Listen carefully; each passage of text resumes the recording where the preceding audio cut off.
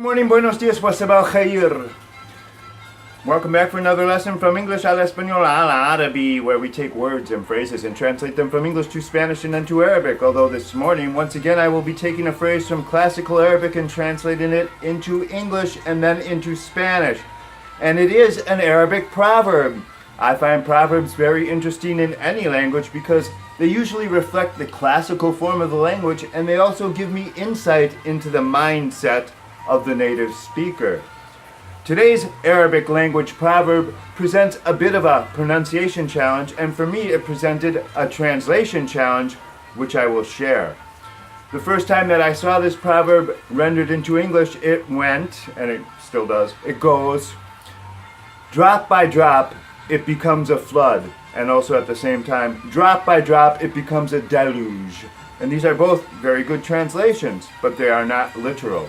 So to say this idea in Spanish, and anytime we have an idea, something by something, one by one, poco a poco, we change that by, that preposition in English, to a in Spanish. So it's drop is gota, una gota, a drop. Gota a gota. As you can hear, it's raining here, so gota a gota.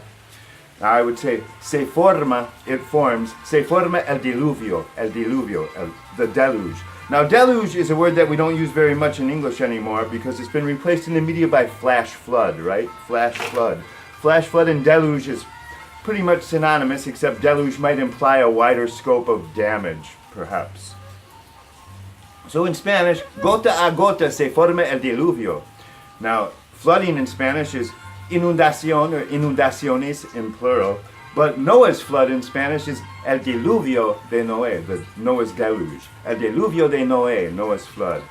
Flash floods in Spanish, or flash flood warning, aviso de inundaciones repentinas. Inundaciones repentinas, flash flooding. So, gota a gota se forma el diluvio. Now, in Arabic, the pronunciation, we have a couple of letters that don't have Western counterparts, so the first syllable here is a little bit difficult to pronounce. It's kot, with that cough letter, and then the hard T, kot. Kotratun, ala kotra. To speak who, kradieren. Kotratun ala kotra.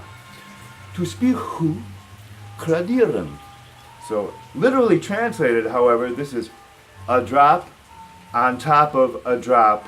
They form a brook, a river, a small river, a brook, a stream, a brook.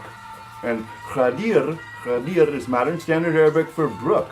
However, this word is made with some root letters that form other words that mean like treachery or backstabbing, conniving, jiving kind of thing.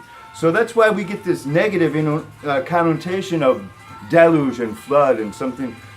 Maybe if you live in the desert and you see a brook, it looks like a deluge to you. However, this is the way it's translated, and we'll go into more about how this root letters for the word khadir, and it's khadir in this phrase because it's in the accusative case. So we'll examine that in the one-on-one series when we take a look at all the grammar. But thank you for viewing. Once again, we'll go through it in Arabic. Kotratun ala kotra, tusbihu khadiran. Thank you very much for viewing. God bless. Que Dios les bendiga. Assalamu alaikum.